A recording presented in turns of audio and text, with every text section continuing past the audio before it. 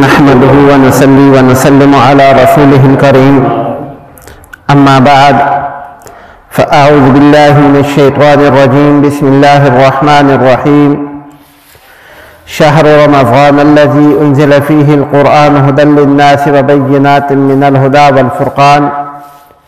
وقال الله تعالى في مقام آخر ألف لام ميم ذلك الكتاب لا ريب فيه هدى للمتقين. وقال النبي صلى الله عليه وسلم خيركم من تعلم القرآن وعلم. صدق الله وصدق رسوله النبي الكريم. معزز سامعین اکرام،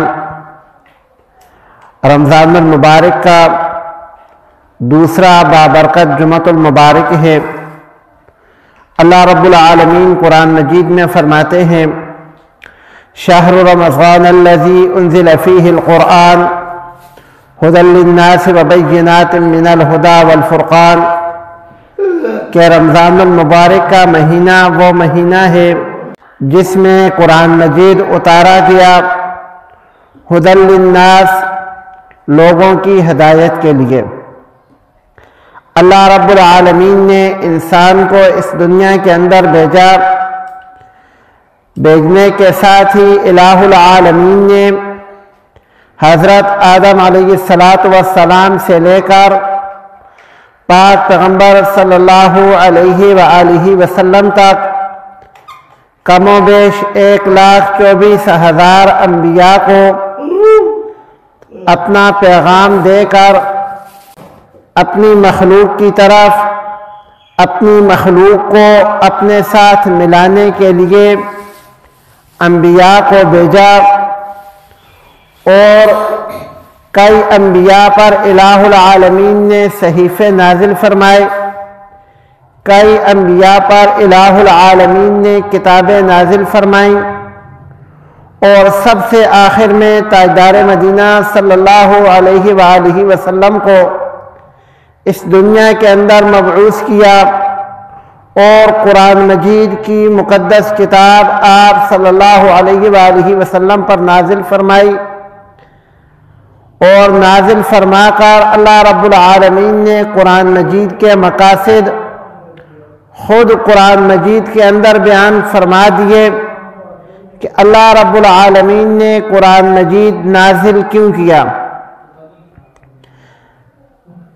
آسان اور عام فہم انداز میں اگر یہ سوال سمجھنا چاہتے ہیں کہ الہ العالمین نے قرآن مجید کو نازل کیوں کیا، تو میرے بھائیوں، جب ہم کوئی بجلی کی چیز، بجلی کی کوئی مشین، فریج، استری یا کوئی اس طرح کی چیز دکان سے لے کر آتے ہیں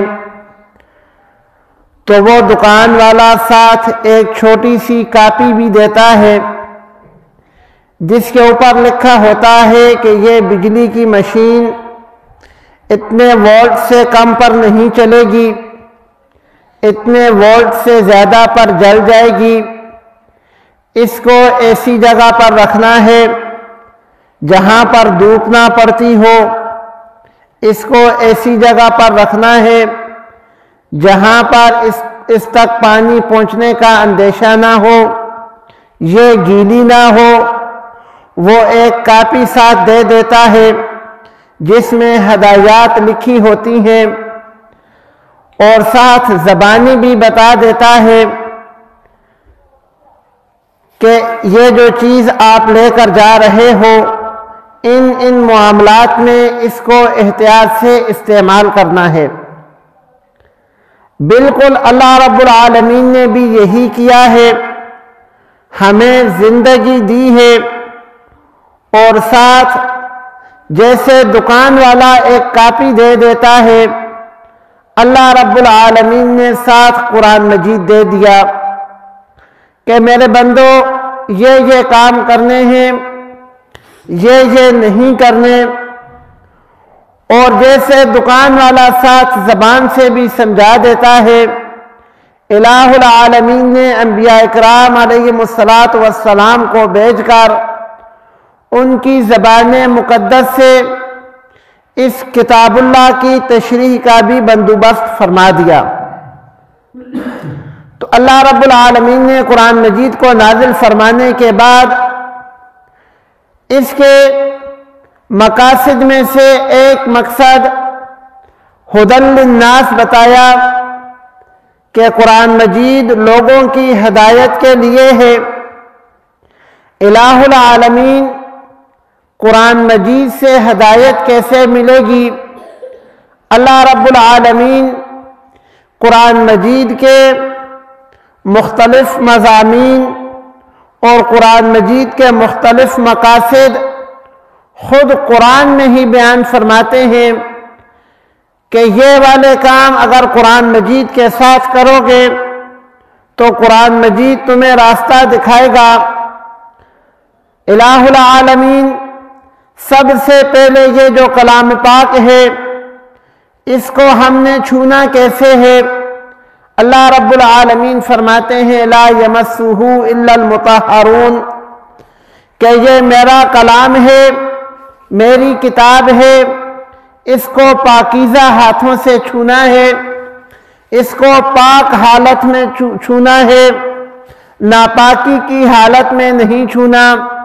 الہ العالمین اس کے اور کون سے آداب ہیں اور آداب اس پر ایمان لانا ہے؟ الہ العالمین کون سی بات پر ایمان لانا ہے؟ اللہ رب العالمین نے ایک لائن میں جواب دے دیا ذالک الکتاب لا ریب فیہ، اس بات پر ایمان لانا ہے کہ اس کتاب میں کوئی شک نہیں، من جانب اللہ ہونے میں کوئی شک نہیں۔ الہ العالمین یہ کتاب تیری طرف سے آئی ہے، اس میں کوئی شک نہیں کرنا۔ اللہ رب العالمین نے قرآن مجید میں فرما دیا نزل بہ الروح الامین علی قلبک لتکون من المنذرین، کہ اللہ رب العالمین نے یہ کتاب روح الامین کے ہاتھوں پاک پیغمبر صلی اللہ علیہ وآلہ وسلم پر نازل فرمائی۔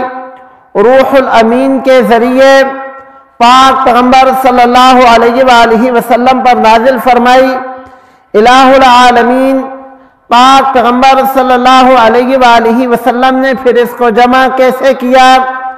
اللہ رب العالمین نے فرمایا لا تحرک بہ لسانک لتعجل بہ ان علینا جمعہ وقرآنا، اے میرے پیغمبر صلی اللہ علیہ وآلہ وسلم لا تحرک بہ لسانک لتعجل بہ ان علینا جمعہ وقرآنا، جب یہ قرآن نازل ہم نے کیا ہے تو اس کی حفاظت بھی ہم کریں گے، آپ کے سینے کے اندر بھی جمع ہم کریں گے، آپ کے سینے کے اندر محفوظ بھی ہم کریں گے۔